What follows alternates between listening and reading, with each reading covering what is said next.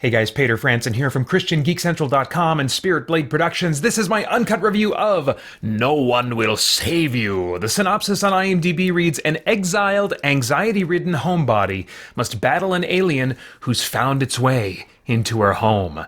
The trailer for No One Will Save You caught my attention because it was blending the idea of home invasion terror, which is a more grounded, realistic type of terror story, but the home invaders are aliens. And so I thought it was kind of an interesting blend.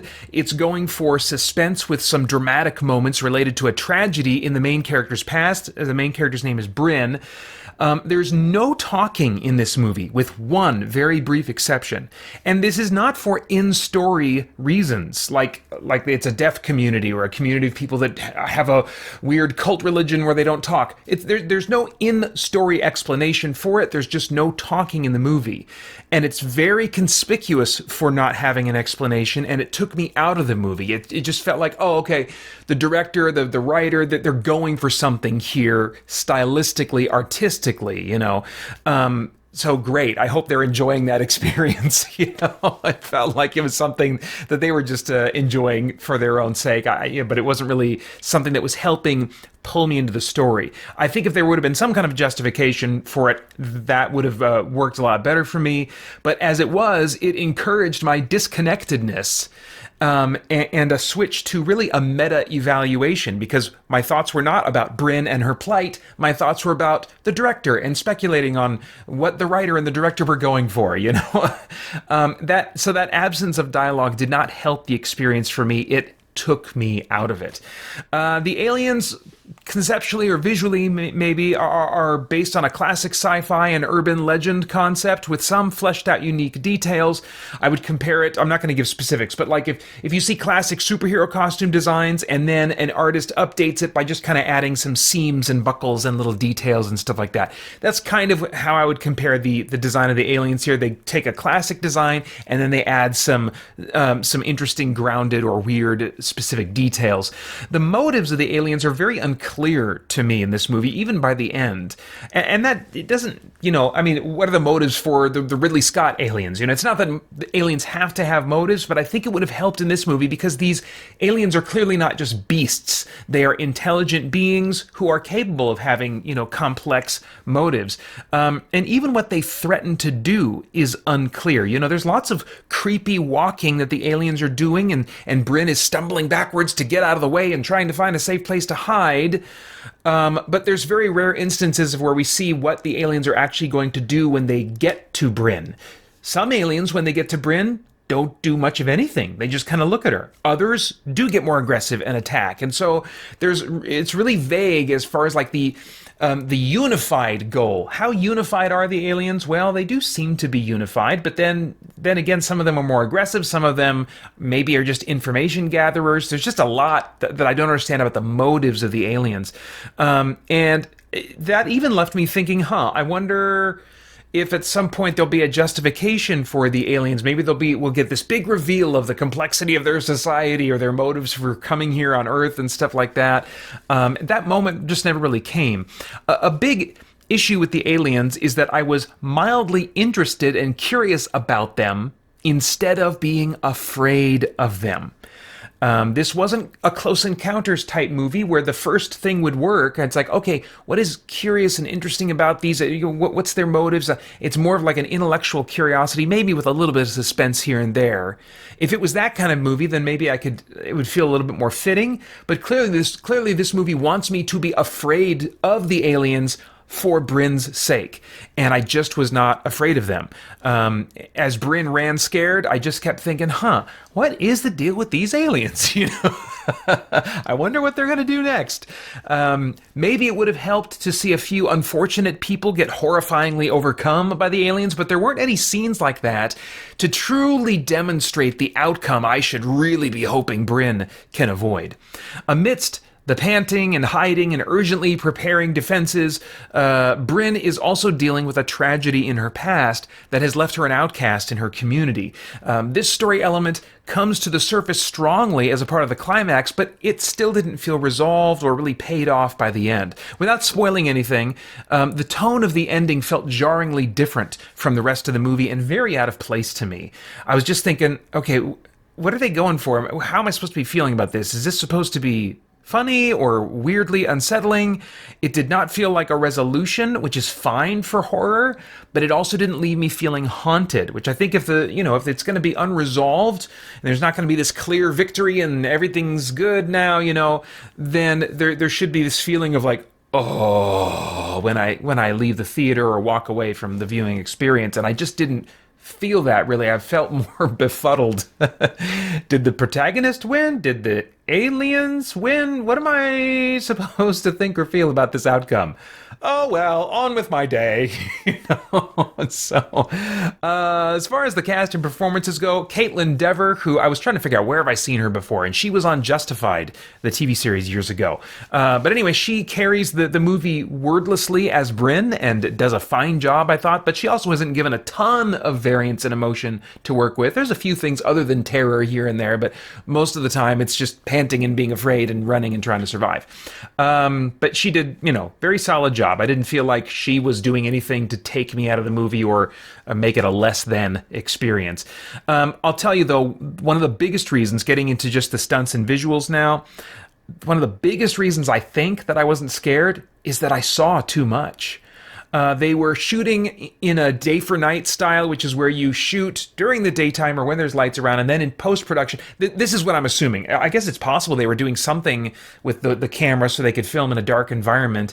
But in either case, it looked like shooting day for night, where everything could be clearly seen, but to indicate that it's nighttime, it all has a bluish gray kind of filter, and it's low contrast, so there's no real inky blacknesses, or black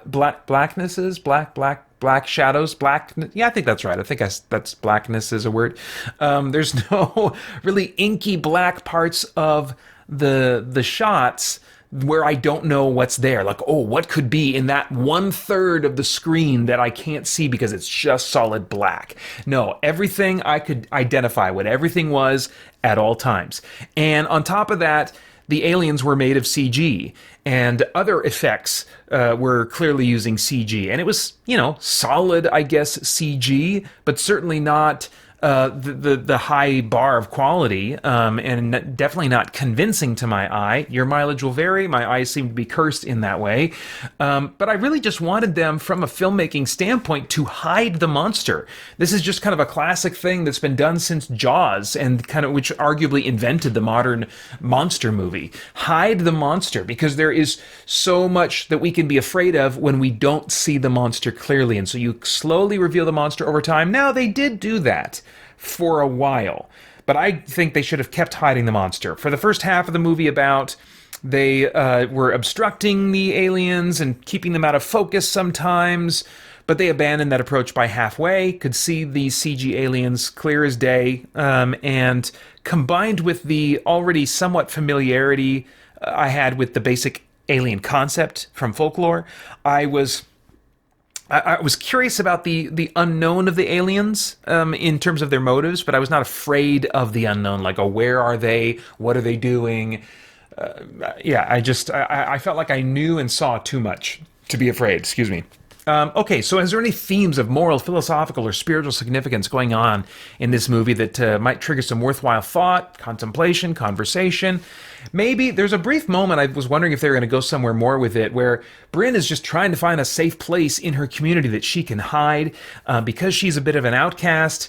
You understand justifiably why it's not as simple as, oh, just go to the cops. There's a lot more going on, and so I thought that was clever that they introduced a justification for her not being able to get help, for no one saving her.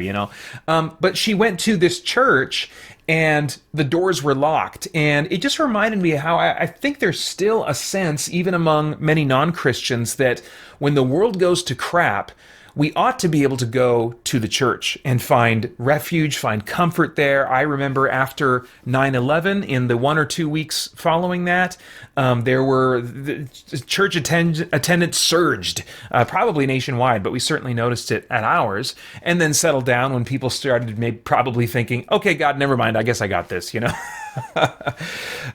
So anyway, so it just I guess reminded me of that phenomenon or tendency, and but they didn't really explore that much. Although it was noteworthy that the church's doors are locked. Is that symbolically, the writer's feelings about the church? I don't know. I have no idea. There was evidence, I think, of some symbolism in this movie surrounding the idea of dealing with guilt from our pasts.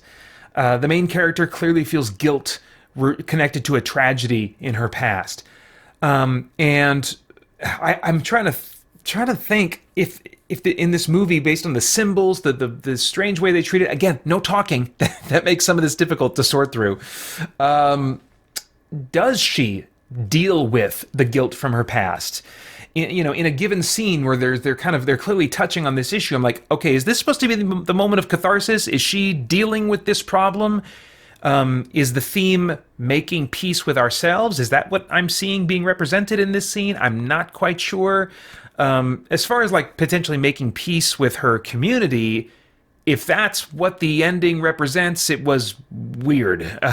So thematically, I don't know what this movie is trying to say, even though I feel pretty strongly like on the creator's side of the camera, they've got something in mind that is definitely intended, I don't know if they actually intend for us to know what that is, but it seems like they have an idea in mind, and it's just, I guess I'm too thick to pick up on it. Okay, I have no idea what your tastes are in movies, but if I were a time traveler, I'd go back in time and say, Paeter, skip this one. It's not worth a month of Hulu. It's not even worth your time if it was free. You're just not going to really like this one. The aliens aren't unique enough to be interesting on just a pure intellectual level, and the style of the movie is not, you're not going to find it scary. So that's really kind of what you go to these movies for, one of the two, and neither one is really panning out for you. This one's rated PG-13 for violent content and terror. And those are all of my thoughts for now on No One Will Save You. But right now, I'd like to take some time to write a tune for pre-made rhyme. The lyrics kind of never change, but the melody gets rearranged. I'll never know what I'll create to say how much I appreciate Dan Axel, Gabriel Simpson, Brian Franklin, Olin D. Branham, Winston Crutchfield, Lee Bray, Justin D. Myers, Joel Nelson, and Scrophosaurus. Thank you for supporting me and SBP and CGC. And now to all who hear this tune, thank you as well. Please come back soon. Want to hear your name in song? Then check out our page on Patreon.